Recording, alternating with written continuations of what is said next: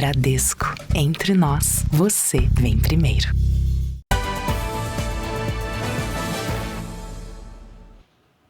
Boa noite. Boa noite. O número de fuzis apreendidos em todo o país cresceu mais de 30% nos primeiros 6 meses do ano em relação ao mesmo período de 2023. Rio de Janeiro e São Paulo são os estados onde ocorreram as maiores apreensões dessas armas de uso restrito. Durante um patrulhamento, policiais perseguiram e prenderam um suspeito em uma das maiores comunidades de São Paulo. Ele está sendo investigado por roubo a residências. E na casa dele foram encontrados uma pistola, um fuzil calibre 7,62 e munições. Na semana passada, em São Bernardo do Campo, na Grande São Paulo, a Polícia Militar, com a ajuda de um cão farejador, apreendeu armas e drogas na casa de um traficante. Entre os armamentos estavam 2 fuzis, um verdadeiro e um falso. Apreensões assim são cada vez mais comuns. Para você ter noção, uma arma dessa no mercado ilegal, ela custa R$60 mil. A gente não está falando de baixos valores. Então, quando um criminoso ele rouba ou furta um fuzil de uma residência, essa arma tem um valor, ela é um produto e que vale muito no mercado ilícito. Dados do Ministério da Justiça mostram que entre janeiro e junho de 2024 foram apreendidos 920 fuzis no Brasil, 30% a mais do que no mesmo período do ano passado. O Rio de Janeiro é o estado com o maior número de apreensões, 369 fuzis. Em segundo, São Paulo, com 258 fuzis recolhidos, um aumento de 177% em relação a 2023. Especialistas em segurança pública explicam que os fuzis chegam às mãos de criminosos pelo tráfico internacional de armas, através de portos, aeroportos e rodovias. Muitas vezes esses fuzis são montados aqui mesmo no Brasil, depois das peças entrarem de maneira ilegal. As armas são ainda desviadas de arsenais particulares ou do poder público. A Secretaria Nacional de Segurança Pública sabe que boa parte das armas de fogo apreendidas no Brasil são oriundas do Paraguai, mas trata-se de um problema endêmico. Veja agora outros destaques do dia. Alerta máximo para incêndios. Fumaça encobre cidades do interior de São Paulo. Governador do estado sobrevoa áreas atingidas. Queimadas batem recordes para o mês em 26 anos. Polícia investiga atentado contra a sinagoga em cidade do interior da França. Resgate de astronautas presos na Estação Internacional só ocorrerá em fevereiro do ano que vem. Aqui no Brasil, a morte do ex-presidente Getúlio Vargas completa 70 anos.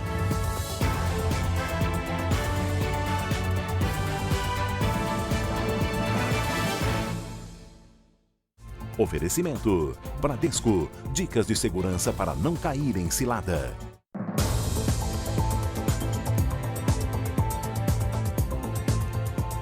No Rio, a polícia investiga a morte de uma pessoa em situação de rua por um segurança de um restaurante. A vítima foi ao local pedir um prato de comida. Guardas municipais que estavam no estabelecimento presenciaram o início da briga, mas não reagiram.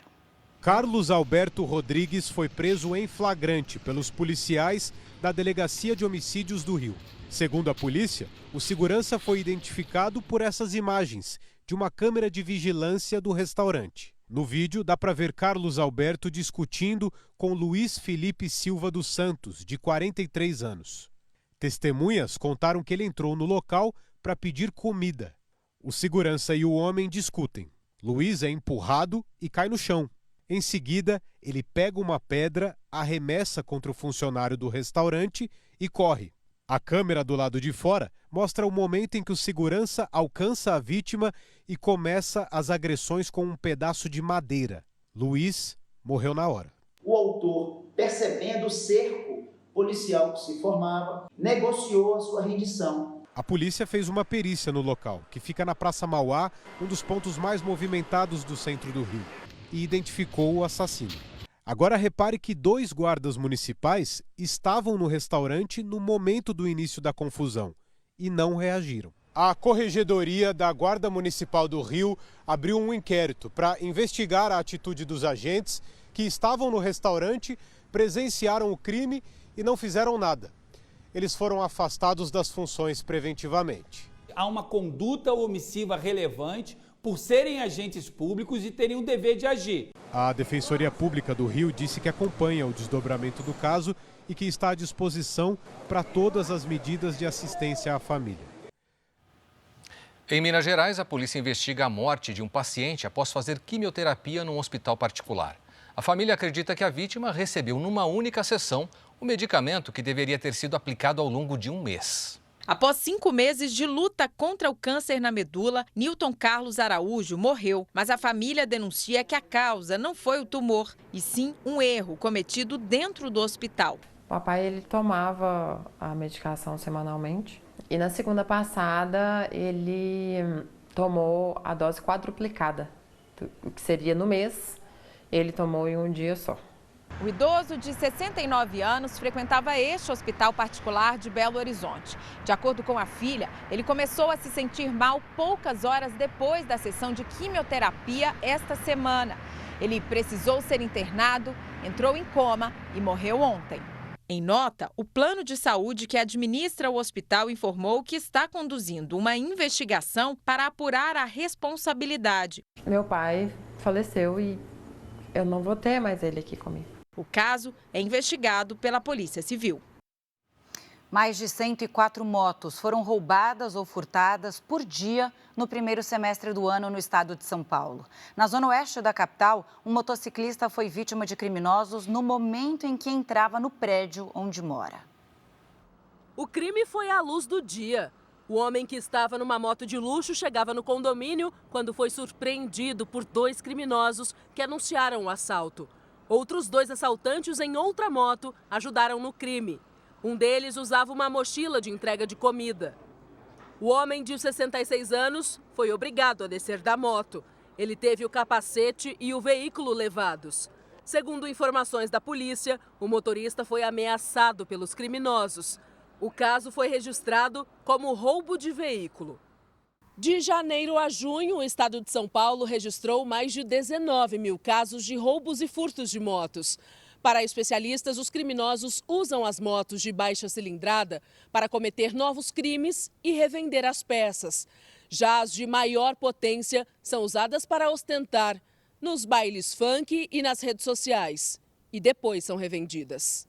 5 motos de luxo foram apreendidas numa casa na zona leste de São Paulo. A quadrilha usava o local para guardar os veículos roubados. Um homem identificado como João Guilherme de Oliveira, de 22 anos, foi preso em flagrante por receptação. Os criminosos adulteravam os chassis, colocavam placas clonadas e transportavam as motos para cidades das regiões Norte e Nordeste, onde eram revendidas. Tem muitas cidades sem nenhum trânsito.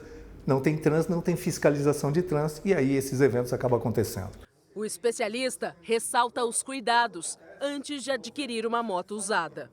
Hoje você tem sites que verificam o chassi, que verificam as placas. Quem não faz ou já assumiu esse risco, é aquele que também já sabe o que está fazendo, e aquele inocente que acha que está fazendo um bom negócio, está cometendo um delito.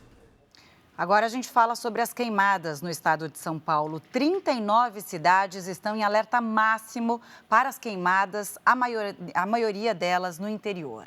Camila, e hoje o governador do estado, Tarcísio de Freitas, sobrevoou as áreas mais atingidas pelos incêndios.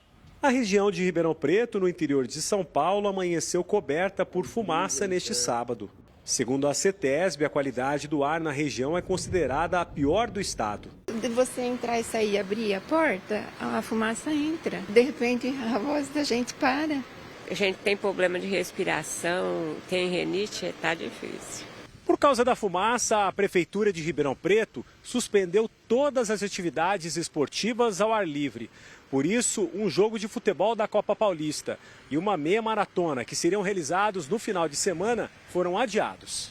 Nas rodovias, motoristas precisaram redobrar a atenção. A fumaça por toda parte. Os incêndios se concentram principalmente em municípios da região de Ribeirão Preto, de São José do Rio Preto, de Presidente Prudente, São Carlos e Bauru.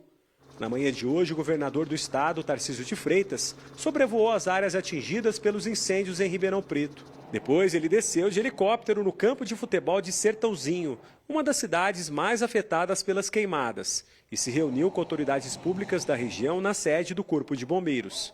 O governo paulista criou um gabinete de crise com apoio do Exército e de representantes da indústria de cana-de-açúcar da região para monitorar e combater os focos de incêndio. Montamos aí uma grande força-tarefa em cooperação com o governo federal, que nos enviou o apoio imprescindível das Forças Armadas. A rede de saúde está sendo estruturada para receber e transferir pessoas que têm eventualmente problema respiratório em função da inalação da fumaça. Tem toda uma operação que está montada para que a gente tenha efetividade e possa conter o avanço e apagar esses incêndios. 2 brigadistas morreram durante o combate a um dos incêndios na região de São José do Rio Preto, interior de São Paulo. Em agosto, o número de queimadas no estado bateu recorde para o mês em 26 anos. Um cenário devastador. Nesta propriedade de cultivo de cana-de-açúcar em Urupês, no interior paulista, 2 brigadistas de uma usina morreram no combate à queimada. O caminhão em que eles estavam foi destruído pelas chamas. Saulo Rodrigo Oliveira, de 48 anos, trabalhava havia 2 anos na usina. O corpo dele foi enterrado hoje. A melhor pessoa que eu já conheci. Tinha um coração que, meu Deus do céu, e não tinha uma pessoa que não gostava dele. O número de queimadas no estado de São Paulo bateu recorde. Segundo o Instituto Nacional de Pesquisas Espaciais, foram registrados mais de 3.100 focos de incêndio em agosto, o maior índice para o mês nos últimos 26 anos. Só ontem, o estado de São Paulo teve quase 2.000 focos e chegou a superar até a quantidade de queimadas na Amazônia nesta sexta-feira. A gente tenta verificar cada caso a principal estratégia de combate a incêndio que nós vamos utilizar. Este apicultor perdeu 30 caixas com abelhas que ficavam em uma área de mata. Em 50 anos de trabalho, ele nunca teve um prejuízo assim. Eu vi que o fogo vinha vindo, comecei a acompanhar, comecei a chegar no meus apiários. O fogo chegou num, queimou, chegou no outro, queimou. Não tinha controle, era muito vento, muito fogo, pulava distância de 100 metros, 500 metros fogo, eles não davam conta de cercar. Ainda nesta edição, mais informações sobre as queimadas no interior paulista e as medidas adotadas pelo governo. Uma delegação enviada pelo grupo terrorista Hamas está no Cairo, capital do Egito, para acompanhar as negociações para um cessar-fogo na faixa de Gaza. O grupo não participa das conversas, mas será informado sobre a evolução do acordo pelos representantes dos países mediadores, Estados Unidos, Egito e Catar. Hoje, o exército israelense anunciou a morte de 3 militares atingidos por uma bomba no centro da faixa de Gaza, região do conflito. No norte de Israel, mais de 40 foguetes lançados do Líbano danificaram casas, mas não houve registro de feridos.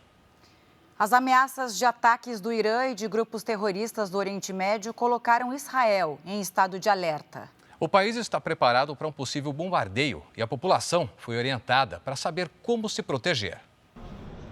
No lugar de um carro, as vagas são ocupadas por camas hospitalares. Estamos em Haifa, no norte de Israel, a poucos metros do maior porto do país.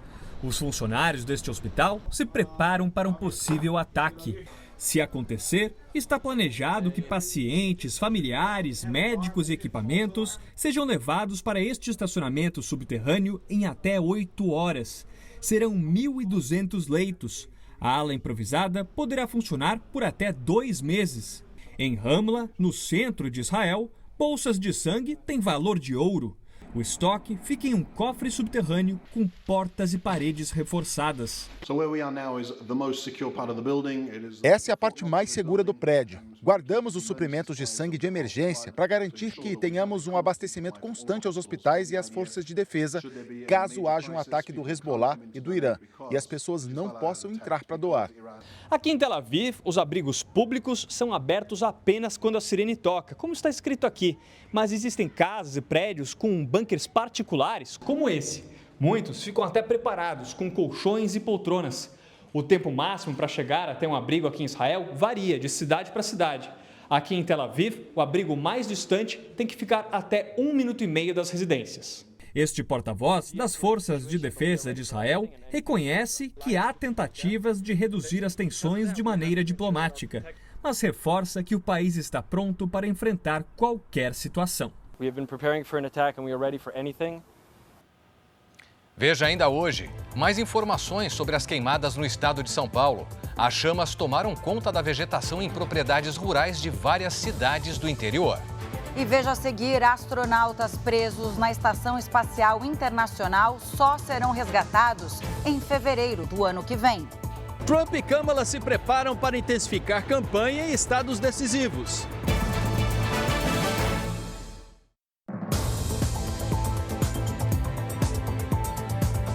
Um dos principais pontos históricos de Belém vai se transformar na maior área portuária aberta ao público do Brasil. Mais de 600 operários preparam o Porto Futuro 2 para receber milhares de pessoas durante a Conferência das Nações Unidas sobre Mudanças Climáticas, a COP30, no ano que vem.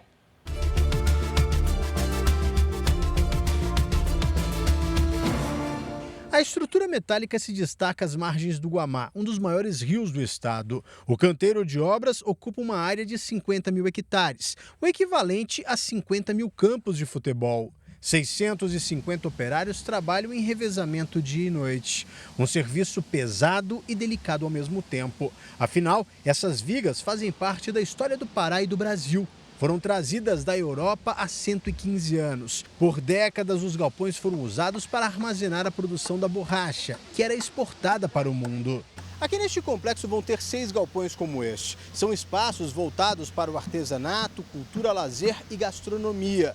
Depois de pronto, estima-se que milhares de pessoas passem por aqui todos os dias. São moradores e turistas que vão ter a oportunidade de ter contato com produtos originários da Amazônia. Vamos ter a oportunidade de mostrar a Amazônia para o mundo. Ali tem uma beleza natural extraordinária e que um dos instrumentos para a sustentabilidade daquilo é a visitação organizada, respeitando o meio ambiente, mas a visitação de turistas do mundo inteiro que querem ter essa experiência do contato, de navegar nos rios, de contato com a natureza. O projeto do novo complexo turístico prevê um centro gastronômico, um memorial da navegação amazônica, um museu, teatro, entre outros espaços. Um deles será específico para desenvolver a economia ribeirinha, com capacitação, qualificação e regularização dos profissionais e produtos regionais, tornando o Pará a primeira região do país a ter um plano estadual de bioeconomia. Nós criamos um programa chamado Capacita COP30,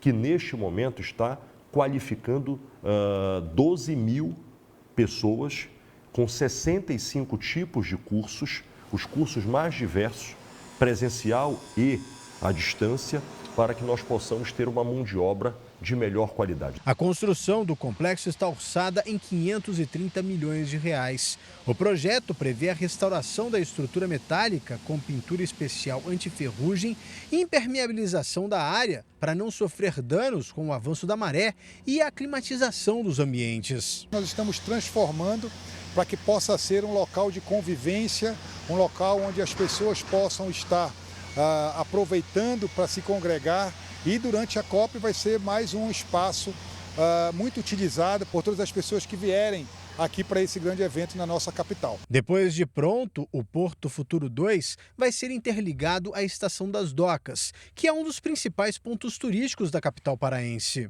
Tá todo mundo ansioso. Da minha família, a gente está contando os dias para se reunir, passar os finais de semana, trazer a família, trazer amigos e curtir a nossa cultura local e nossa culinária. Aqui é legal porque tem tudo no mesmo lugar. E aí dá para aproveitar? Dá para aproveitar bastante. Essa interligação vai criar um complexo turístico de aproximadamente 80 mil metros quadrados, transformando na maior área portuária aberta ao público do Brasil. Investimento que vai atender a 50 mil pessoas aguardadas em Belém para a Conferência das Nações Unidas sobre as Mudanças Climáticas, a COP30, em novembro do ano que vem. O Porto Futuro significa a nossa porta de entrada para quem vive voltado para o rio. E ali nós teremos um grande centro de convivência com o museu, com a experiência gastronômica da nossa cidade e do nosso estado, com a oferta de produtos que vêm das ilhas, que vêm dos ribeirinhos, seja o nosso pescado, sejam os nossos frutos, sejam as nossas essências que compõem a atmosfera do Ver-o-Peso. Espaços de sensibilização que as pessoas possam ter alguma experiência do que é a Amazônia, do que é uma mata, de conhecer as árvores que tem na mata, enfim, construir que mesmo quem não precise ir na floresta possa conhecer árvores, possa conhecer, ter essa vivência num parque urbano que nós também estamos apoiando.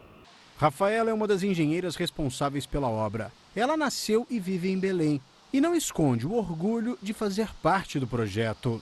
Eu sou paraense, filha de paraense, né? Com filha paraense, toda a descendência paraense, então não tem preço eu poder contar essa história para minha filha. Hoje ela é pequenininha, mas vai ser grande daqui a pouco e a gente vai poder contar para ela. Eleições 2024. Vamos acompanhar como foi o dia de campanha dos candidatos à Prefeitura de São Paulo. Pela manhã, o candidato do PSOL, Guilherme Boulos, participou de um comício na zona sul de São Paulo, ao lado do presidente Lula, da vice na chapa Marta Suplicy e de aliados políticos. Ele afirmou que, se eleito, vai criar um programa com atendimento especializado a mulheres na periferia. Vai ter, além de todo o atendimento, apoio psicológico, inclusive pré-natal, acompanhamento para todas as mulheres, vai ter um espaço de combate à violência contra a mulher, integrado à patrulha Maria da Penha da GCM. À tarde, Guilherme Boulos continuou a campanha ao lado do presidente Lula. Eles participaram de mais um comício, desta vez aqui na zona leste de São Paulo. Pablo Massal, do PRTB, participou de uma motociata na zona leste de São Paulo. O candidato falou sobre a decisão judicial que determinou a suspensão temporária dos perfis dele em redes sociais. A liminar foi concedida pelo TRE de São Paulo pela suspeita de que usuários teriam sido pagos para disseminar conteúdos de Massal na internet. As pessoas fazem os cortes, usam a minha imagem, elas ganham dinheiro e eu vou continuar deixando todo mundo fazer. Eu ensinei elas a fazer isso e elas vão fazer e continuem prosperando. E não arregue para ninguém, continue fazendo o que precisa ser feito. Da minha parte é zero, não coloco dinheiro nisso. O prefeito e candidato à reeleição, Ricardo Nunes, acompanhou a aplicação de adesivos em carros na zona sul da capital. Depois, visitou um instituto social que oferece aulas de música a crianças em situação de vulnerabilidade na comunidade de Heliópolis. Ele também fez uma caminhada pela região. Cumprimentando as pessoas, falando daquilo que a gente fez, agradecendo esse apoio maciço das nossas lideranças, revendo os nossos projetos sociais para poder ver o que a gente pode melhorar ainda mais. É muito respeito às pessoas. Tabata Amaral, do PSB, foi ao Mercado Municipal da Lapa, na zona oeste da cidade, onde falou com comerciantes e fez corpo a corpo com eleitores. O Mercado da Lapa, que hoje faz aniversário, então que bom que a gente está aqui para conversar com os trabalhadores, para falar com a população e cheio de propostas. Isso aqui é só um resumo, viu? José Luiz da Atena, candidato do PSDB, não teve compromissos públicos. Marina Helena, do Novo, e Altino Prazeres, do PSTU, participaram de lançamento de candidaturas de vereadores. Ricardo Senese, da UP, fez panfletagem e conversou com eleitores. Bebeto Haddad, da DC, e João Pimenta, do PCO, não divulgaram as agendas. Nos Estados Unidos, depois da convenção que confirmou a vice-presidente Kamala Harris como o nome do Partido Democrata para concorrer à Casa Branca, os candidatos começaram uma nova fase da campanha. O objetivo é conquistar os indecisos em estados considerados chave.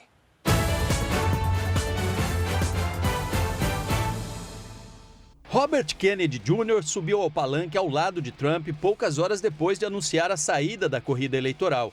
Em um comício na cidade de Glendale, no Arizona, ele confirmou à plateia o apoio ao ex-presidente. Não concordamos em tudo, mas temos valores e questões que nos unem, disse ele. Os eleitores republicanos aprovaram. Achei incrível, um Kennedy passando de democrata para republicano. Isso significa que podemos ser bipartidários, disse esta mulher. Neste sábado, Trump e Kamala não tiveram eventos públicos. Os dois se preparam para uma nova etapa da campanha, agora como candidatos oficiais. E os planos são claros: buscar votos nos estados em que há uma maior concentração de eleitores indecisos. Kamala e o vice Tim Walz farão uma viagem de ônibus para a Geórgia, um estado dividido. Os comícios e encontros são as apostas para atrair a maioria dos eleitores para o lado democrata. Trump investe na mesma estratégia. Na próxima semana, irá ao estado de Wisconsin e depois à Pensilvânia. A 74 dias da eleição, conquistar a preferência da maioria dos eleitores de estados decisivos pode ser a chave para abrir as portas da Casa Branca. Uma organização internacional revelou que o investimento global em armas nucleares aumentou no ano passado. Camila, atualmente 9 países concentram 12 mil ogivas com capacidade atômica. E segundo especialistas, neste século, nunca estivemos tão perto de uma guerra nuclear, o que poderia acabar com a vida na Terra. O estudo é da Campanha Internacional para a Abolição das Armas Nucleares, que reúne centenas de organizações independentes. Só em 2023, 9 países gastaram o equivalente a 500 bilhões de reais em armas nucleares. O valor representa um custo de 15 mil reais por segundo e um aumento de 13% em relação ao ano anterior. A alta foi puxada pelo Departamento Americano de Defesa, que começou a investir mais em armas nucleares depois das incertezas criadas pelas guerras na Ucrânia e na faixa de Gaza. Estados Unidos e Rússia concentram 90% do total de ogivas no mundo. Ambos contam com mais de 5 mil unidades cada.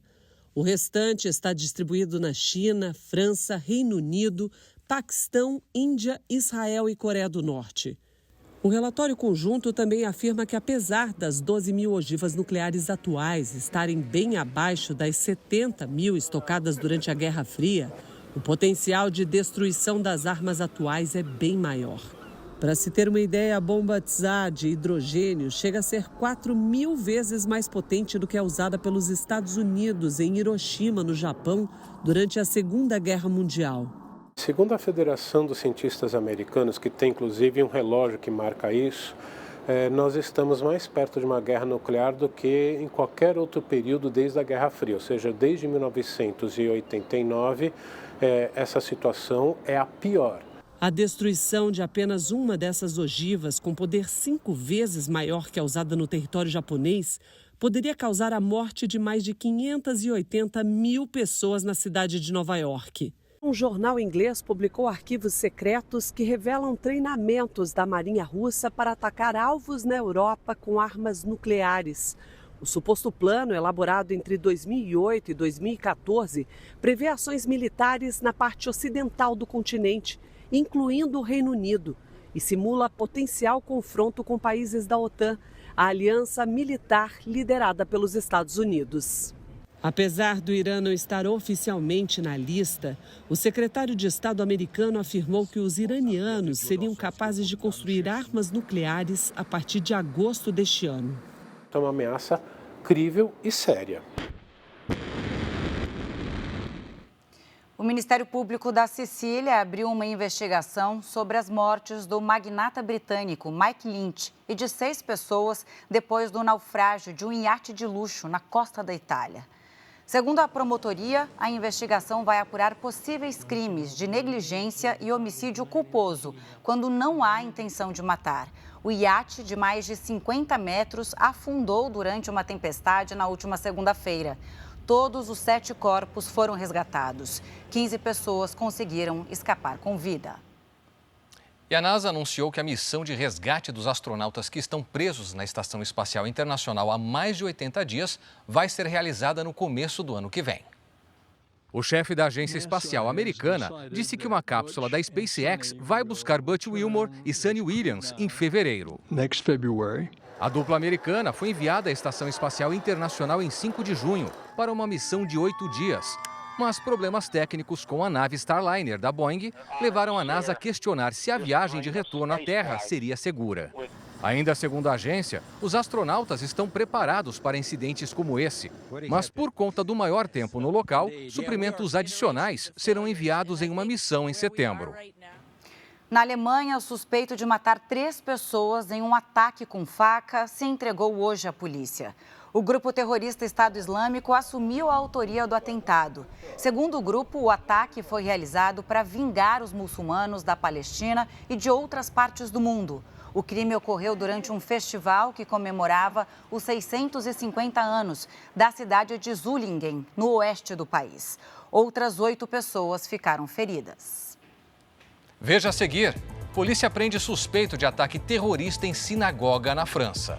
Chuva e frente fria podem ajudar a reduzir focos de incêndio em São Paulo. Voltamos a falar sobre as queimadas no estado de São Paulo. Em várias cidades, as chamas tomaram conta da vegetação em propriedades rurais. E um cavalo morreu depois que o fogo atingiu um aras no interior paulista. Na cidade de Bauru, um incêndio em uma área próxima ao Horto Florestal levou 4 horas para ser contido. Uma grande área de vegetação foi destruída pelo fogo em Ibitinga, no interior de São Paulo. A região tem extensos canaviais e propriedades com mais de 50 mil metros quadrados. O combate às chamas foi feito pelo Corpo de Bombeiros e a fumaça ainda é monitorada. No distrito de Santa Isabel, um cavalo morreu depois de não conseguir escapar das chamas que atingiram um aras. Parte da propriedade que estava abandonada foi consumida pelo fogo. Segundo o Corpo de Bombeiros, com o tempo seco, as chamas se alastram rapidamente pela vegetação e qualquer faísca, como uma bituca de cigarro, pode levar a um incêndio de grandes proporções. Se conscientizar nesse sentido, né? Não colocar fogo em lixo, não provocar esses incêndios de maneira desnecessária, né? Na região de Arealva, propriedades rurais também foram atingidas pelas chamas. O governo do estado vai lançar um pacote de ações para apoiar produtores rurais que tiveram prejuízos nos incêndios. Entre as medidas estão um empréstimo de até R$50 mil com juros zero, para o produtor cobrir custos emergenciais. E o governador Tarcísio de Freitas decretou situação de emergência por 180 dias nas cidades paulistas atingidas pelos incêndios. O governo ainda criou um gabinete de crise para coordenar as ações de combate às chamas.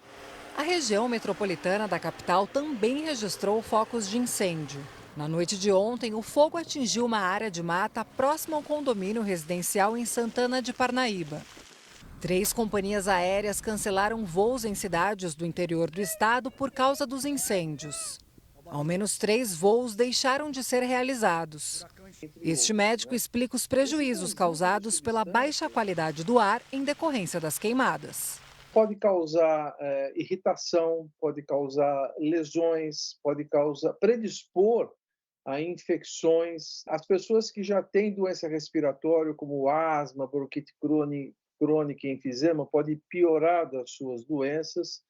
Então, existe uma agressão muito grande, né, dessa substância para as vias respiratórias, desde o nariz até o pulmão. O gabinete foi criado pelo governo após a informação de 30 cidades estarem em estado de alerta máximo para queimadas. O porta-voz da Defesa Civil explica como o trabalho de combate às chamas está sendo feito. São mais de 7 mil agentes de todas as agências envolvidas aqui do estado trabalhando para esse combate. Aí são empregos tanto de forma terrestre, com equipes por terra, mas também combate aéreo. Tem emprego de helicóptero, emprego de aeronave, de avião, lançando água sobre esses focos de incêndio. Este mapa mostra a situação de hoje de São Paulo. É possível ver que a região noroeste do estado está coberta com as cores roxa e vermelha, o que significa grau máximo para risco de incêndio.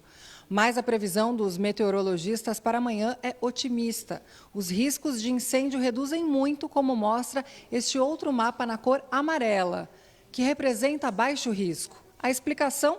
A frente fria que já chegou ao estado. A gente tem essa entrada, quando as frentes frias passam, normalmente de muita umidade. A gente tem frente fria passando, vai trazendo umidade para a atmosfera, vai começar a dispersar essa condição de poluentes, desse tempo mais seco. E veja agora novas imagens de um grande incêndio que atingiu agora há pouco um condomínio em Ribeirão Preto. O fogo chegou muito perto das casas e assustou os moradores. Alguns precisaram de atendimento médico e deixaram o local em ambulâncias. O condomínio é cercado por uma área de mata que ficou totalmente queimada. A Prefeitura de Ribeirão Preto disse que o abastecimento de água foi afetado.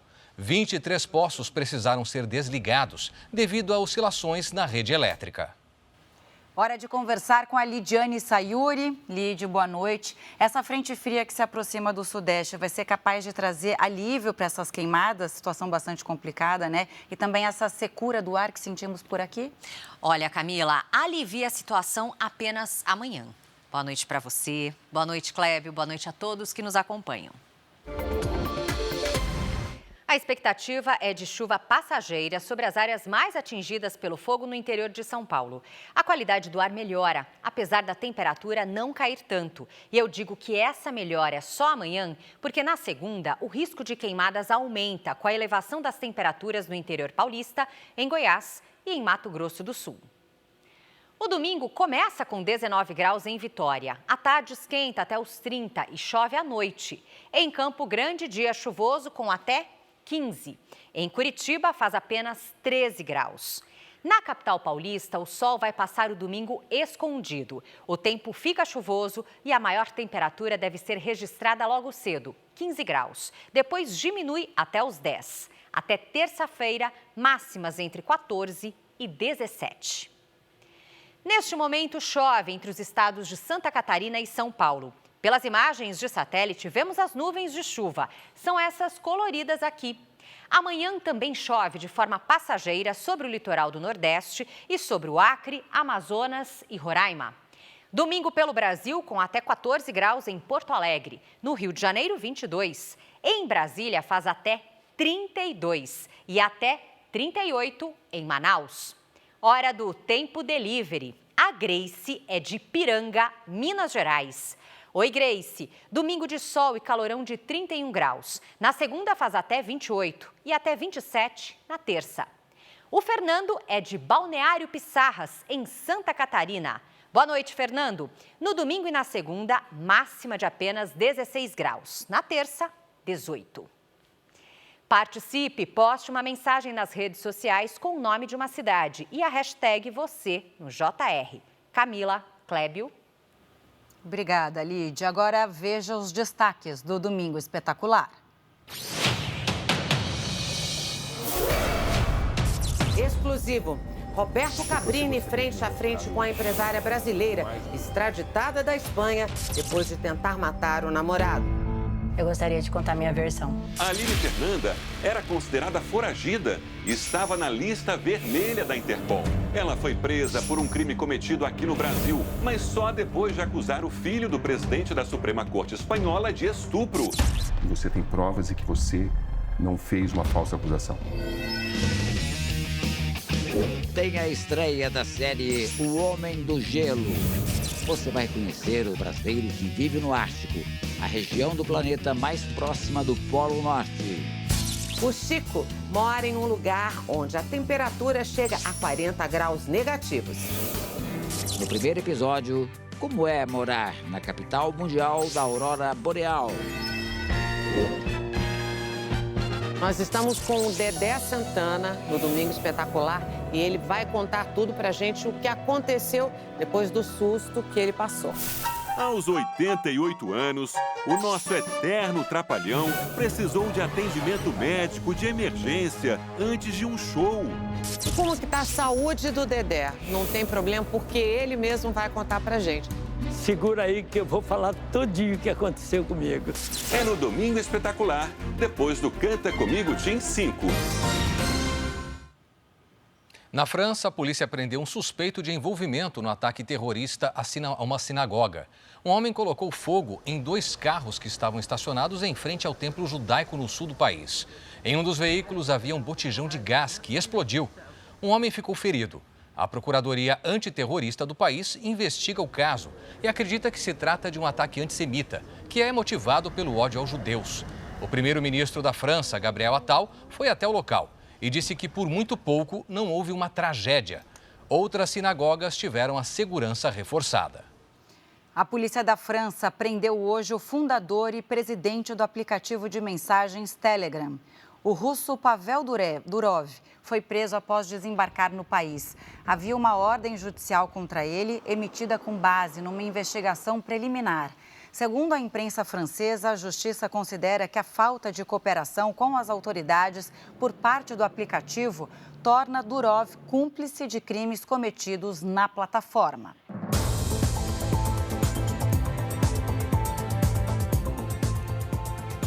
Um game show cheio de surpresas, brincadeiras. E não pode faltar muito bom humor, né, Clébio? Com certeza, Camila, para divertir toda a família.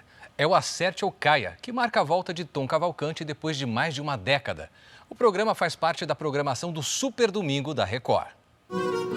A Buenos Aires, com charme europeu e estúdios de TV grandiosos, foi o local escolhido para a gravação da primeira temporada do novo programa da Record, que marca o retorno de um dos maiores humoristas e apresentadores brasileiros depois de 12 anos. É a reestreia de Tom Cavalcante na emissora. Voltei em grande estilo com o Acerte ou Caia! O Acerte ou Caia, um game show cheio de perguntas inesperadas, vai ao ar todos os domingos, num formato dinâmico e divertido que vai mexer com os nervos de quem assiste de perto, na plateia cheia de brasileiros, e também de quem está em casa, acompanhando os duelos entre os participantes. É um programa muito bem-humorado, onde todo mundo dança, onde pode rolar uma piada, um comentário engraçado do convidado. Desde que o formato foi criado há 14 anos em Israel, esse tipo de programa já fez sucesso em países da Europa, da Ásia e nas Américas. E agora, no Brasil, chega com uma novidade. Os participantes que vão ocupar esse espaço tão desafiador não são anônimos, mas celebridades. É uma opção de entretenimento, um programa leve, um programa divertido. As gravações da primeira temporada estão sendo feitas nesse complexo de estúdios nos arredores de Buenos Aires. Aqui, no mesmo estúdio usado por Tom, já é gravada a versão argentina do programa, um dos líderes de audiência no país. Para gravar a primeira temporada, por 4 meses, o estúdio recebeu 176 famosos das mais variadas áreas. Em cada programa, 11 participantes duelam por 10 rodadas, sendo desafiados pelo apresentador e pelo líder do momento. São 3 vidas ou 3 chances e apenas 30 segundos para cada resposta. Quem erra não perde só o prêmio, que pode chegar a R$300 mil por programa, mas literalmente vai perder o chão. E eu vejo que tem um barulhão, né, gente? Quando eles abrem, tem um barulhão. Isso tudo é para levar o telespectador para o buraco junto, né? Exato, é uma estrutura de verdade. A gente está com um set, né? A gente tem um estúdio que ele é montado a mais de 2 metros de altura. As pessoas vão cair mesmo e com uma certa velocidade. Gontijo, depois de tantos papéis tão difíceis, agora estão querendo te mandar pro buraco. Como vai ser isso? Eu tô esperando não cair. Eu sou meio disperso mesmo. E para esse tipo de jogo, para esse tipo de ação em cena, você tem que estar muito concentrado. Você está ali, você sabe que o chão pode abrir a qualquer momento, né? Isso que é bacana. Você sabe, eu treinei muito, palavra cruzada. Eu aprendi na vida a ser uma pessoa mais desacelerada. Então, esse jogo é tudo que eu não sei fazer. Por isso que eu me coloquei para ele, vai aprender a ter a experiência. Os humoristas têm lá suas armas, tentar disfarçar a ansiedade com riso. Eu estou, assim, muito preocupado com as perguntas, porque você sabe que é muita coisa, é muita informação, mas o conhecimento é o que vale nessa hora, né? Afinal de contas, quantos anos fazendo essas coisas? Milhares de anos. Se a queda for inevitável e levar juntos R$300 mil, que seja em alto estilo. Vou cair plena, chique e fina e elegante. Mas será que o apresentador não poderia dar algumas dicas sobre a dinâmica do jogo? Uma estratégia para o competidor fugir do calabouço? O líder se posiciona aí nesse local que você está. Quantas vidas você tem no jogo? Façamos quanto você está jogando. Bom, tenho 3 vidas agora. Ai, meu Deus do céu! É porque ela sabe nadar. Como você viu, Acerte ou Caia está cheio de emoção. Imperdível, com Tom sendo Tom. Acerte ou Caia, aqui na Record. A Cleisla não escapou do Tom. E não esperava por essa. E olha, amanhã tem mais estreia aqui na Record. A partir de 12:30, Raquel Sherazade comanda o Domingo Record. Confira os destaques.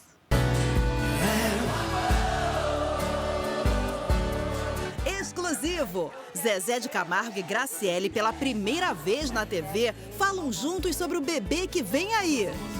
4 meses, né? Já enjoou muito? Eu tô enjoando agora. Mas aquele enjoo... Não, enjoo. Será que vai ser menino ou menina?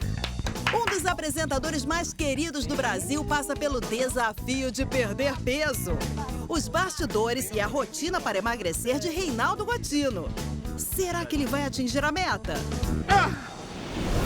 Tem também uma entrevista com um dos personagens mais comentados do ano. Ele ficou milionário e coleciona polêmicas. Davi Brito. Dessas amizades que você formou lá dentro do reality, alguma prosperou aqui fora?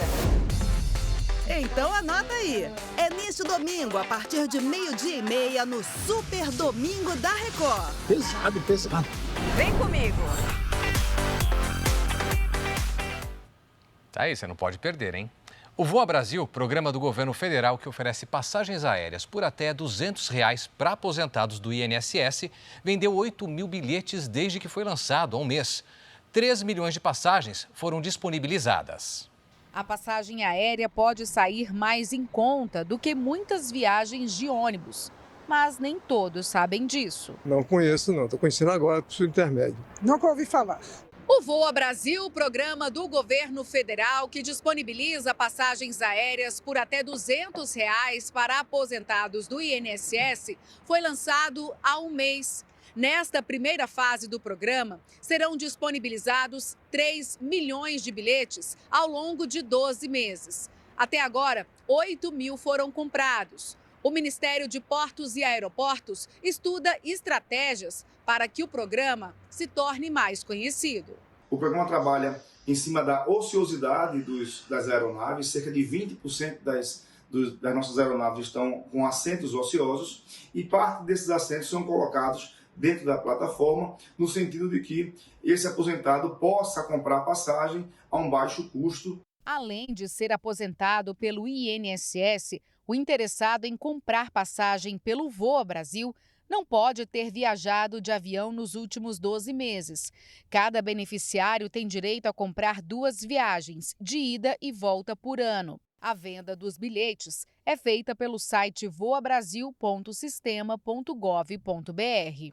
Quem não sabia da venda de passagens pelo Voa Brasil, agora já começa a fazer planos. Eu tenho família em Pernambuco, em Recife, e tenho família no Maranhão, em São Luís e Imperatriz. Isso aí despertou interesse para mim, sim. Essa semana eu ia para Curitiba, 1.900. E agora sabendo que é R$ 200, até R$ 200? Não, dá, tranquilo, dá. Vai pesquisar? Vou pesquisar, com certeza. Os presidentes Lula, do Brasil, e Gustavo Petro, da Colômbia, divulgaram declaração conjunta, reafirmando a necessidade da apresentação das atas eleitorais na Venezuela. O Tribunal Supremo de Justiça do país declarou Nicolás Maduro vencedor das eleições e disse que não vai apresentar as atas. Há exatos 70 anos, o Brasil se despedia de Getúlio Vargas, o presidente que mais tempo ficou no cargo em toda a história da República. O político colecionou polêmicas e é considerado o pai dos direitos trabalhistas. Trabalhadores do Brasil. O Getúlio Vargas, sem dúvida nenhuma, foi um dos maiores estadistas do Brasil. Ambíguo, controverso, polêmico, mas, inegavelmente, ele marcou a história do Brasil. E ele fazia esse meio de campo entre classes populares, ricos, empresários, pobres, enfim. Ele sabia circular tanto pela classe média, como mais pobres, como mais ricos. Estaremos sempre na alegria e no sofrimento. Até hoje, Getúlio divide opiniões. Decorridos 70 anos da morte de Getúlio, nós estamos aqui falando sobre ele. Isso é muito sintomático, isso é muito significativo. Uma das armas usadas por Getúlio Vargas para ser lembrado até hoje foi a propaganda. Numa época em que não existia a internet ou TV no Brasil, ele foi pioneiro no uso do audiovisual para noticiar as ações do governo. E todo esse material está preservado aqui no Arquivo Nacional. Agora, nos 70 anos da morte de Vargas, vamos relembrar essa parte da história de uma maneira diferente. Pela primeira vez, em cores com a ajuda de inteligência artificial. Rumando para o centro da cidade, o presidente Getúlio Vargas é aclamado pelo povo. As imagens são de uma visita de Getúlio Vargas à terra natal. Foi em São Borja, no interior do Rio Grande do Sul, que o filho de ricos produtores rurais se projetou na política. Já morava no Rio, então capital federal, quando o país entrou numa grande crise e foi alçado à presidência com o apoio de militares e influentes. Foi um presidente que assumiu num processo revolucionário, ali de 1930, né? Depois confirmado numa eleição indireta em 1932. Depois ele assume como um ditador a partir do Estado Novo, perseguiu inimigos políticos, censurou. Isso tudo marcou a história do Brasil. A propaganda fortalecia o apoio popular. As notícias sempre positivas eram veiculadas no rádio e nos cinemas, antes da exibição de sucessos da época. Parte da inspiração vinha de regimes autoritários da Europa. A mocidade, atendendo aos apelos do presidente Getúlio Vargas, está hoje, mais do que nunca, integrada nos destinos da pátria. O Departamento de Imprensa e Propaganda, que ele cria em 1939, tem dois braços. De um lado, a censura, então ninguém pode falar mal do presidente, e do outro lado, a propaganda. A ideia era que ele conseguir que as populações, que a população em geral, o amasse, né? A partir daí, ele conseguia, né, se manter no poder com o apoio dos trabalhadores. Estamos em marcha para dias mais promissores. Opera-se uma renovação da alma nacional. O apoio popular também veio com ações que mudaram a vida dos trabalhadores. Medidas como a primeira legislação trabalhista e férias foram criadas durante a era Vargas. E para chamar a atenção do brasileiro, nada melhor do que futebol. Por isso, grandes anúncios, como o decreto de criação do salário mínimo, passaram a ser feitos aqui, do estádio do Vasco. Todo trabalhador, qualquer que seja a sua profissão.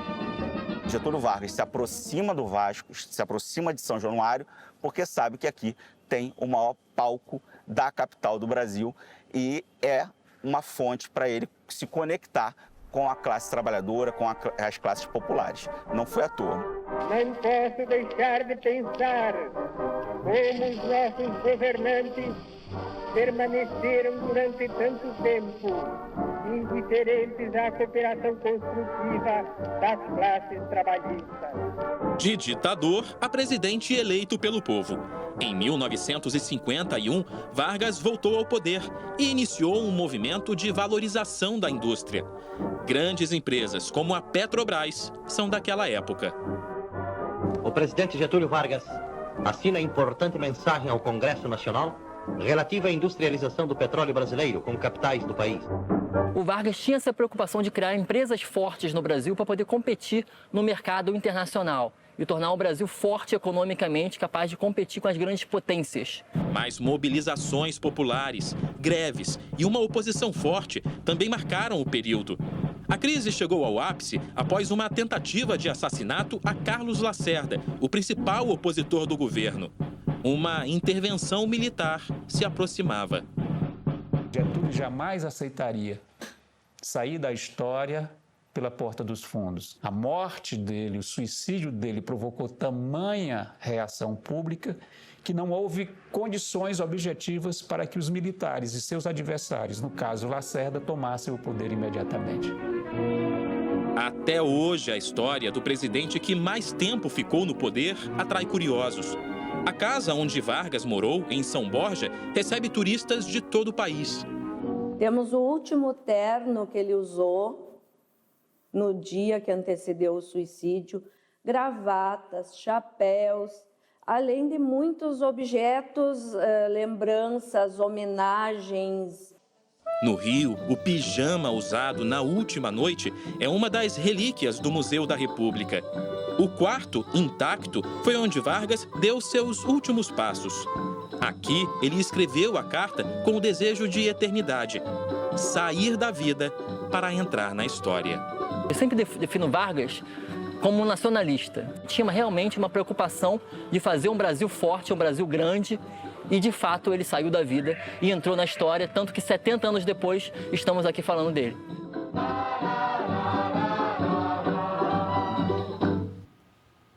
O Jornal da Record termina aqui. Fique agora com a continuação do Cidade Alerta, edição de sábado. E logo após Heróis Eternos, tem Super Tela com o filme Cidade de Mentiras. Imperdível. Boa noite. Boa noite, ótimo domingo.